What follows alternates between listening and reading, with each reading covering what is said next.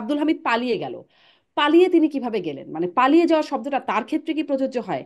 রাষ্ট্রীয় প্রটোকলে সাবেক রাষ্ট্রপতি হিসেবে তিনি প্রধান বিমানবন্দর দিয়ে চলে গেলেন, সবাই হুম, জানলো। উনি তো আর হুম, এমন যদু মধু কটু না যে তাকে দেখেও মানুষ চেনে যে ইনি সাবেক রাষ্ট্রপতি।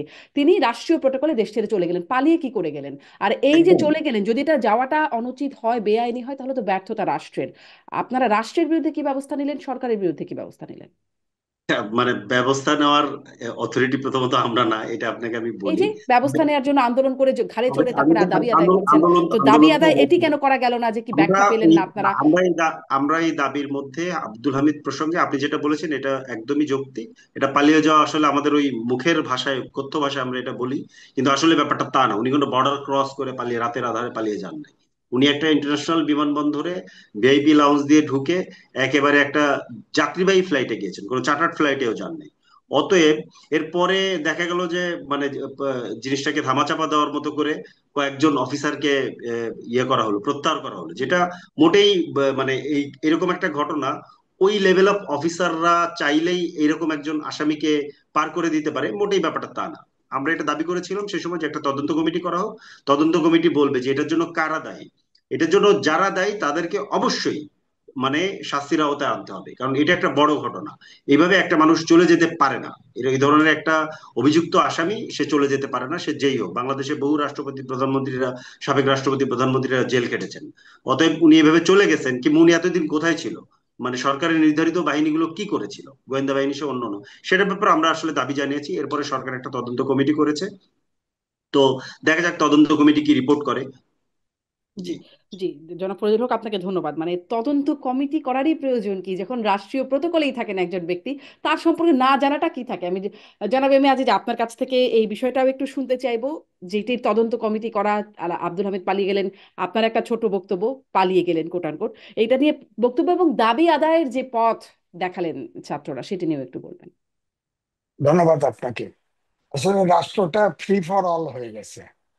আপনি এই মুহূর্তে শুধু জগন্নাথ কলেজ, জগন্নাথ বিশ্ববিদ্যালয় নিয়ে আলোচনা করছেন, কিন্তু আমার মনে হয় সারা বাংলাদেশে যতগুলো আন্দোলন হচ্ছে এখন সব ছাত্ররা, আপনার ঢাকা বিশ্ববিদ্যালয়, জগন্নাথ বিশ্ববিদ্যালয়, শাহবাগের আর্টস, বরিশাল বিশ্ববিদ্যালয়, কৃষি বিশ্ববিদ্যালয়, আরো না জানা, অর্থাৎ এই যে ছাত্ররা, এই যে গণ অভ্যুত্থানের পরে ছাত্রদেরকে প্রত্যেকটা মিনিস্ট্রিতে বসানো এবং রাষ্ট্র পরিচালনার দায়িত্ব দেওয়া, এতে ছাত্রদের মনোজগতে বিরাট পরিবর্তন হয়ে গেছে, যে তারা যা চায় তাই পায়।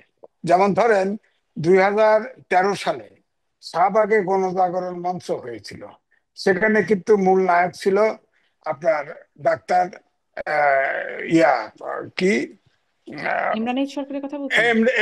এমরানের সরকার। এখন কিন্তু তাকে খুঁজে পাওয়া যায় না। আবার রাষ্ট্রপতি হামিদ আপনার রাষ্ট্রীয় প্রোটোকল নিয়ে 3.25 ঘন্টা আপনার ভিআইপি লঞ্চে বসা ছিল। ওখানের হুম, কুলি, পিয়ন, দারোয়ান সবাই চেনে তাকে, এবং ওখানে সব গোয়েন্দা সংস্থা ছিল। হ্যাঁ, তাকে কেউ আটকালো না, এবং শেষ উত্তর দেওয়া হলো তার যাওয়ার বিরুদ্ধে নিষেধাজ্ঞা নাই। সে মার্ডার কেসের আসামি, এত বড় গুরুত্বপূর্ণ ব্যক্তি চলে যাচ্ছে, যাদেরকে ঠেকানো হচ্ছে, তে গোয়েন্দা সংস্থা জানবে না? অবশ্যই জানে।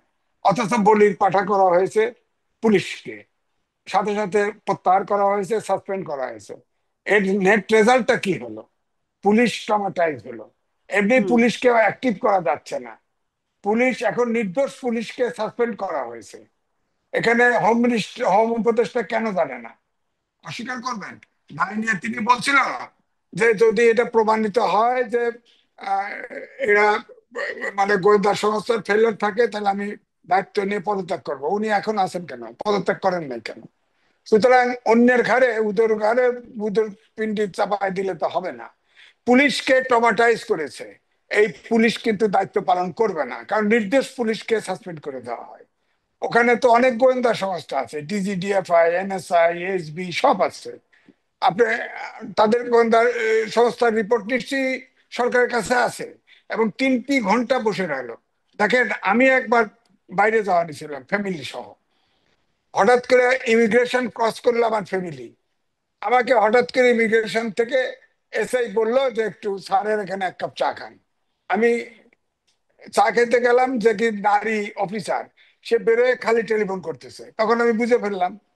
আমি বললাম, এই শোনেন শোনেন শোনেন, আমার বিদেশে যাওয়ার দরকার নাই, আমার টিকিটের পয়সাটা চান, টিকিটের পয়সাটা ফেরত চাই। হ্যাঁ, আমি টিকিট করে এখানে আসছি, আমাকে আটকায় দিলে আমার টিকিটের পয়সা দিতে হবে, ওইটা বলেন।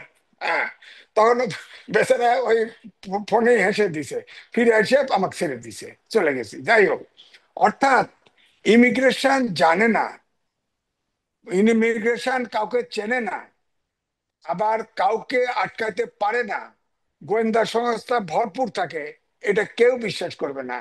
আর প্রেসিডেন্ট ছিল সে হামিদ সাহেব, তিনি নিকুঞ্জে বসবাস করছে, চোখের দৃষ্টিতে নিকুঞ্জে তার বাসা আছে, নিকুঞ্জ বাসার থেকে এয়ারপোর্টে গেছে।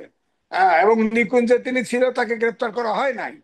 অর্থাৎ সরকারের সাথে নেগোশিয়েট করেই তিনি বেরিয়ে গেছেন।